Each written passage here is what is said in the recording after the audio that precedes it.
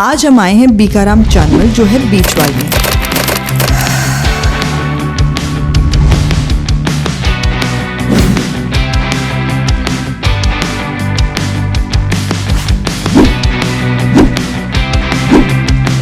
पीढ़ियों से बीकाराम चानमल ने स्वाद की ऐसी परंपरा बनाई है जो हर बाइट में खुशी घोल दे।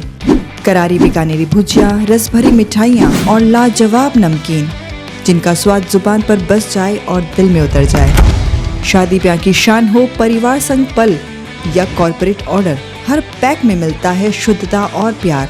और जब बात करें त्योहार की तो बीकाराम चानमल की शानदार गिफ्ट पैकिंग बना देती है हर तोहफे को यादगार और सबसे खास, क्योंकि अच्छा खाना सिर्फ खाना नहीं बल्कि एक जश्न है। बीकाराम चानमल है स्वाद बीकानेर का, स्वाद बीकानेर का।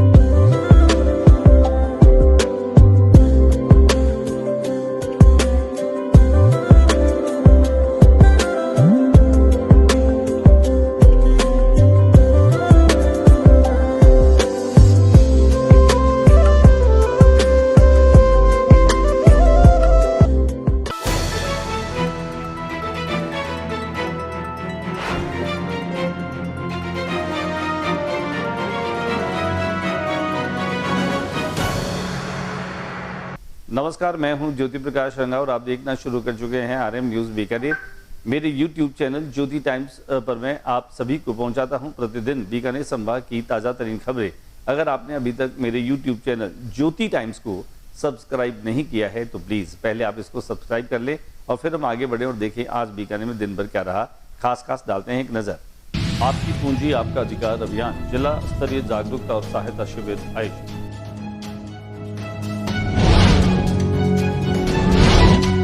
बीकानेर राजघराने की दीवारों में गूंजा फिर से विवाद। बीकानेर की राज परिवार में भुआ भतीजी आमने सामने।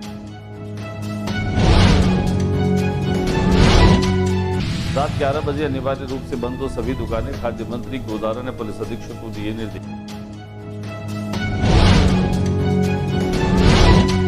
कोलाइट में कार्तिक पूर्णिमा को होने वाली कपिल मुनि मेले की भव्य तैयारियों को अंतिम रूप देने से पहले कपिल मुनि मंदिर परिसर को स्वच्छता दीपावली की रामाशामा के दौरान पूर्व कैबिनेट मंत्री गोविंद राम मेघवाल का मूंगफली खरीद को लेकर राज्य सरकार पर जमकर हमला। बीकानेर जिले के छतरगढ़ थाना क्षेत्र में किसान के खेत में चोरी के इरादे से आए चोरों ने बुजुर्ग व्यक्ति के मुंह पर टेप लगाकर चिकित्सक मिला शराब के नशे में धुत। वीडियो सोशल मीडिया पर जमकर हो रहा है वायरल।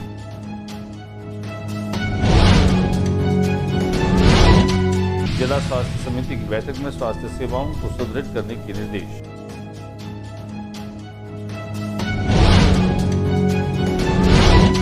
छतरगढ़ प्लास्टिक पाइप की दुकानों में लगी आग। ज्वलनशील सामग्री के कारण आग लगने से लाखों का नुकसान।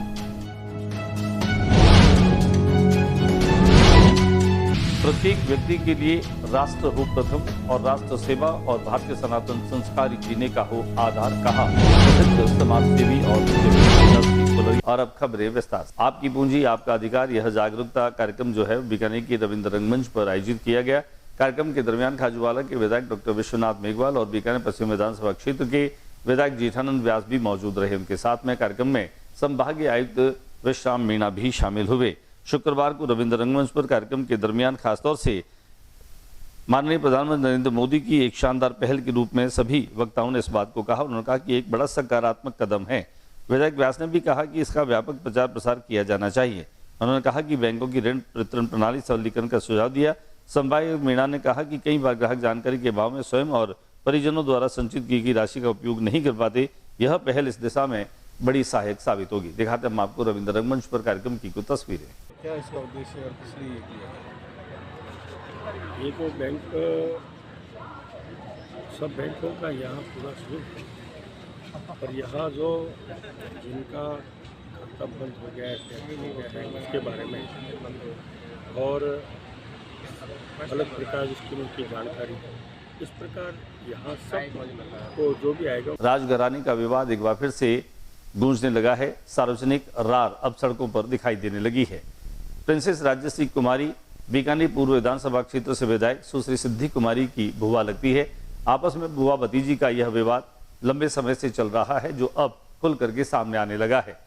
आज प्रिंसेस राजश्री कुमारी जूनागढ़ में दर्शनों के लिए पहुंची थी। उनके साथ उनके वकील भी थे, लेकिन पुलिस ने उन्हें दर्शन करने से लिए रोका और यहाँ पर यह विवाद जो है वो और बढ़ गया। हालांकि वकीलों ने अपनी तरफ से दलील दी, कोर्ट के आदेशों का हवाला भी दिया, लेकिन यहाँ पर पुलिस ने उन्हें दर्शन करने नहीं दिए। कुल मिलाकर के यह राजघराना जो बीकानेर का है, इसका विवाद जो है वह काफी पुराना है और बुआ भतीजी के विवाद की खबरें भी कई बार आती रही है। आइए हम आपको वो तस्वीरें दिखाते हैं कि किस तरीके से प्रिंसेस राजश्री कुमारी दर्शनों के लिए पहुंची, जहां पुलिस ने उन्हें दर्शन करने से रोका।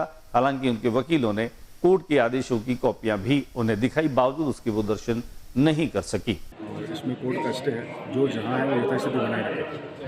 तो फिलहाल जो आज आए हैं उसमें ये इनका ये कहना है कि हमें कोर्ट में घुसने, हमें कोर्ट से जो ऑर्डर है उसमें घुस सकते हैं, लेकिन ऐसा स्पेसिफिक कोई ऑर्डर नहीं है, ठीक है। और ऐसा कोई ऑर्डर नहीं है जिसमें इन्होंने मांगा हो कि हमें घुसने दिया जाए, कोर्ट ने उनको अलाउ किया, ऐसा कोई भी आदेश नहीं। लेकिन ऐसा कहा जा रहा है कि प्रशासक, ट्रस्ट के प्रशासक को लेकर के विवाद है, कहीं प्रवेश को लेकर के कोई विवाद नहीं जब है। विवाद है तो कोर्ट की यथास्थिति है। नागरिक व खाद्य आपूर्ति मंत्री सुमित गोदारा ने खासतौर से रात्रि को 11 बजे के बाद जो दुकानें खुली रहती है उन पर कार्रवाई करने के निर्देश दिए हैं।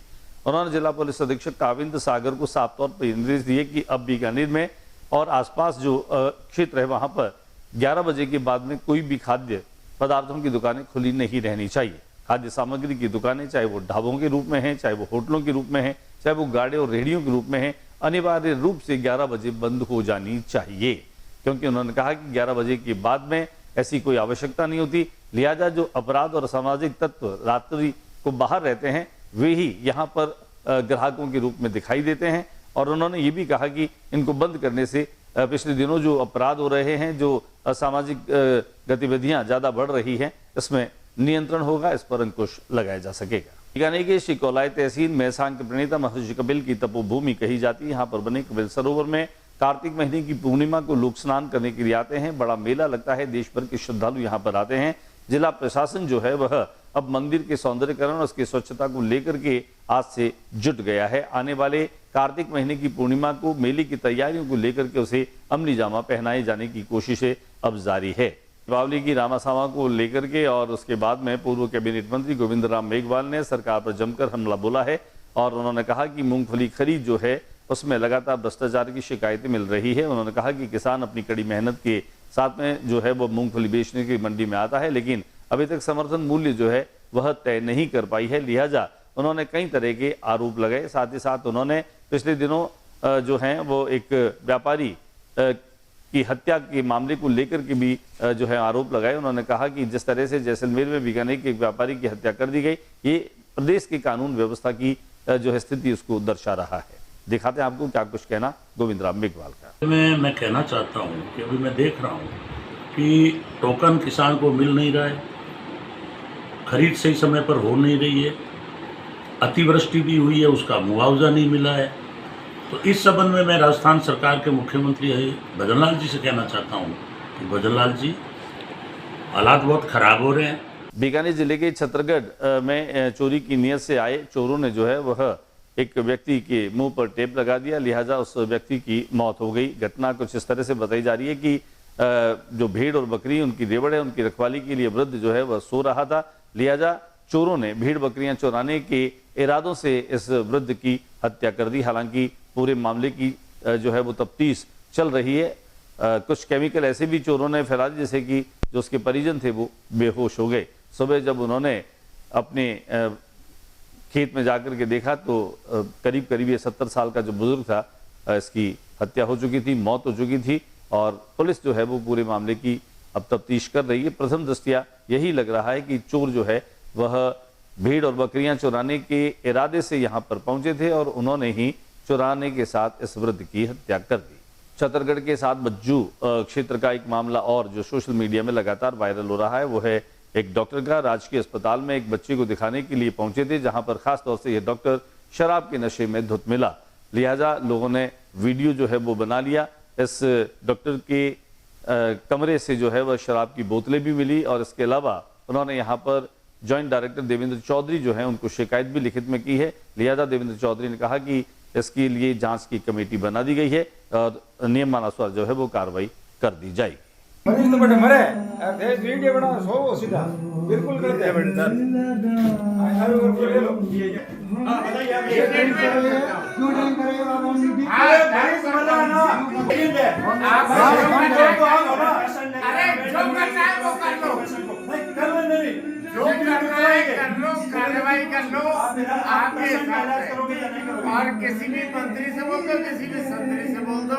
डायरेक्टर जी मैं रिक्वेस्ट कर रहा हूं आप जिला स्वास्थ्य समिति की एक बैठक जिला कलेक्टर के सभागार में आयोजित की गई। राज्य सरकार की तमाम स्वास्थ्य की योजनाओं को अंतिम सिरे तक पहुंचाने के लिए लगातार कमर कस के मेहनत करनी होगी, ये कहना है मुख्य कार्यकारी अधिकारी जिला परिषद सोहन लाल का। सोहन लाल ने न केवल चिकित्सा अधिकारियों को निर्देश दिए बल्कि उन्होंने इस बात के लिए सुनिश्चित किया कि राज्य सरकार की तमाम योजनाएं जो हैं और भारत सरकार की जो स्वास्थ्य से जुड़ी योजनाएं हैं वह अंतिम व्यक्ति तक जो है वो पहुंचनी चाहिए। छत्तीसगढ़ से खबर जो है उसमें एक प्लास्टिक की दुकान में भीषण आग लग गई। ज्वलनशील सामग्री इस दुकान में रखी हुई थी, लिहाजा जो है वह आग ने जोर पकड़ लिया और इससे लाखों रुपए का नुकसान हुआ है। हालांकि आग लगने के कारणों का भी पता नहीं चला है। पुलिस इस मामले को लेकर के छानबीन कर रही है और आसपास मार्केट की दुकानें उन्हें खाली करवा लिया गया। दमकल और लोगों के प्रयासों से आग पर हालांकि समाचार मिलने तक काबू पा लिया गया है, लेकिन जिस तरह से आग लगी उससे लाखों रुपए के सामान के नुकसान की समाचार और सूचना मिल रही है। और बात करते हैं अब एक ऐसे प्रेरक व्यक्तित्व से जिनके मिलने के साथ ही वे हमें इंस्पायर करते हैं, प्रेरित करते हैं और जिनसे मिलना एक सुकून और एक सुखप्रदायक अनुभव भी रहता है। हम बात कर रहे हैं बीकानेर नोखा तहसील के सीलवा गांव की। यहाँ पर कुलरिया परिवार संत दुलाराम कुलरिया के मझले पुत्र दूसरे नंबर के पुत्र नरसी कुलरिया। होली के दिनों में वे अपने गांव थे। अपने गांव से जुड़े लोगों से वे न केवल आत्मीयता से मिलते हैं बल्कि हर त्योहार जो है वे अपने गांव में मनाना पसंद करते हैं। कारण बिल्कुल साफ है, वे कहते हैं कि हम व्यवसाय के लिहाज से तो मुंबई या फिर देश और दुनिया भर में घूमते रहते हैं, लेकिन जब पर्व और त्योहार आते हैं तो हम अपने परिवार के साथ और गाँव वालों के साथ में ही मनाना पसंद करते हैं। कुलरिया से जब बातचीत हमने की तो नरसी ने हमें ये बताया कि उनकी सोच जो खास तौर से राष्ट्रहित के लिए, उन्होंने कहा कि हमारे लिए राष्ट्र सर्वोपरि है, राष्ट्र से कोई समझौता नहीं किया जा सकता, राष्ट्र की बात को लेकर के कोई दूसरी बात नहीं की जा सकती। उन्होंने सनातन संस्कृति और हिंदू धर्म को लेकर के खुलकर अपनी बात की। उन्होंने राष्ट्रीय स्वयंसेवक संघ के शताब्दी वर्ष को लेकर के भी बातें की। उन्होंने कहा कि हेडगेवार जो इसके संस्थापक रहे हैं, 100 वर्षों में राष्ट्रीय स्वयंसेवक संघ ने बीकानेर ही नहीं पूरे हिंदुस्तान में सनातन संस्कृति की अलग को जगाए रखा है। उन्होंने कहा कि आरएसएस है तो हमारा देश भी सुरक्षित है। खासतौर से उन्होंने अपने द्वारा राष्ट्रीय स्वयंसेवक संघ के आदर्शों को अपनाने की बात की। उन्होंने कहा कि वे खुद को एक स्वयंसेवक मानते हैं। उन्होंने साफ तौर पर इस बात का ऐलान किया कि अगर हमारे पास कुछ करने के लिए है तो हमें इंसान की मदद करनी चाहिए। उन्होंने कहा कि अमीर लोगों को भी इस बात को अपने जहन में रखना चाहिए कि पैसा कमाने के बाद एक उम्र पर आकर के उन्हें सोचना चाहिए कि उनकी जिम्मेदारी समाज भी है और राष्ट्र भी है। समाज और राष्ट्र के लिए कुछ नहीं किया तो हमने जीवन में कुछ भी नहीं किया। कुल मिलाकर के अपने सहज, अपने सरल और अपने विनम्र स्वभाव से, हसमुख स्वभाव से नरसी कुलरिया ने हमारे सवालों के जवाब दिए। बातचीत के दौरान उन्होंने साफ तौर पर कहा कि वो बहुत छोटे आदमी हैं, बहुत सामान्य आदमी हैं।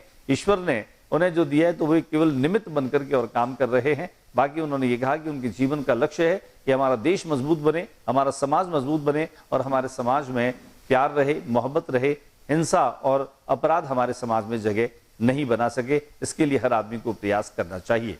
आइए दिखाते हैं हम नरसी कुलरिया से हुई बातचीत की कुछ झलकियां, कुछ संपादित अंश। तो अभी हम भी काफ़ी समय हो गए, 40 साल हो गए बिजनेस करते करते, और दुनिया देखने के बाद, हमारा देश देखने, पूरे देश में घूमने के बाद आखिर इसी उम्र में आखिर पता चलता है कि हमने पिछले 40 सालों में जो हमें करना चाहिए और हमने, हाँ ठीक है, बिज़नेस एक अलग चीज़ है अपने रोज़मर्रा के लिए, लोगों को रोज़गार के लिए, जो हमारे आज देश में ज़रूरत है रोज़गार के लिए, युवाओं को रोज़गार देने के लिए। हर आदमी सबसे पहले रोटी कपड़ा और मकान की ज़रूरत होती है, उसके बाद जाते हैं पैसे। कितने पैसे अगर आपके पास में अगर 1 रुपया है या लाख रुपया है या करोड़ है, 100 करोड़ है, 1 लाख करोड़ है, उसका फिर कोई एंड नहीं है। फिर आगे जाते हैं कि आप पैसे कमाने के बाद में हमें उसको सदुपयोग कैसा करना चाहिए। फिर अब ये आज इस पे मैं आपको कहना चाहूँगा कि हर हमारे बिजनेसमैन को एक समय के बाद में हमारे संस्कृति पे ध्यान रखना चाहिए। हमारी जो पुरानी विरासत है, हमारी हिंदू संस्कृति, हमारा सनातन धर्म है, जैसे पिछले महीने में हमारे मोदी जी ने, हमारे सरसंघ चालक जी ने, हमारे सह कार्यवाहक साहब ने, या हमारे राजस्थान के क्षेत्र प्रचारक जी ने, ये बहुत से जो मुद्दे ऐसे लाए हैं जो युवा भटक रहे हैं काफ़ी टाइम से, उस मुद्दों पे आना चाहिए। और हमारे देश को, हमारे राष्ट्र को भी हम बैठ के 5 मिनट चर्चा कर रहे हैं। मैं सभी युवा से कहूँगा कि आप पैसा कमाइए, बिजनेस कीजिए, लेकिन अपने समाज के साथ, कुटुंब के साथ, गांव के साथ, एरिया के साथ बैठ के जिस एरिया में है उस एरिया को कोशिश करो सपोर्ट करने के लिए, आगे लाने के लिए। हेडगेवार जी ने आज से 100 साल पहले जो उन्होंने मन की जो विचार थी, तो जो विचार थे, आजकल तो अभी पिछले 2-4 महीना 6 महीने में तो हर सोशल मीडिया में, हर प्लेटफॉर्म में हर चीज़ें बताई गई है, हर आदमी को पता है। तो मैं तो यही चाहूँगा कि जो हमारे संघ के जो माननीय ऊपर बैठे हैं, जो कह रहे हैं वो देश के लिए, हमारे देश के लिए, हमारे सनातन के लिए, हर युवा के लिए वो काम की चीज़ है, उसका मनन करना। जहाँ खड़े हैं उसके नज़दीक ही हमने अभी पिताजी के नाम से संत तुलाराम जी कोलोरिया हॉस्पिटल हमने अभी 1 साल पहले हमारे माननीय मुख्यमंत्री जी ओपनिंग करके गए हैं।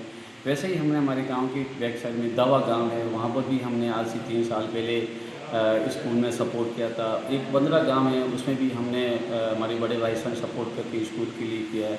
तो ये हेल्थ केयर, एजुकेशन, अभी गांव में भी हम कोशिश कर रहे हैं, एक स्कूल और चालू कर रहे हैं, क्योंकि गाँव को आगे लाना ज़रूरी है। क्योंकि शहर एक है, जो शहर तो ऐसा है कि उसमें आप चले जाओ कि ग्लोबलाइजेशन का वहाँ असर होता है। अगर आपको संस्कृति को, आपको रियल काम करने वाले लोग गाँव से जाते हैं, और गाँव का ध्यान रखना बहुत ज़रूरी है और हमें करता रहना चाहिए। आज के बुलेटिन में बस इतना ही। अगले बुलेटिन में नई गतिविधियों के साथ इस समय सी चैनल पर फिर मुलाकात होगी, लेकिन जाने से पहले मेरे YouTube चैनल ज्योति टाइम्स को सब्सक्राइब करना मत भूलें। अगर अब तक नहीं किया है तो पहले सब्सक्राइब कर लें।